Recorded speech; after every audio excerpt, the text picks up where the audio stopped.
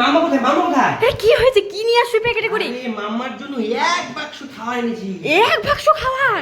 হ্যাঁ, মামা তো সবসময় রাইখে চলে যায়, মামা খুব খারাপ পায়, এই জন্য আজকে অনেক খাবার নিয়ে এসেছি। ও তাই? দেখলে যে খুশি হবে। কোথায় কোথায়? কি দেখো কোথাও? ওই যে, আরে ওই স্কুলের জন্য রেডি হচ্ছে, স্কুল যাবে। মামাম।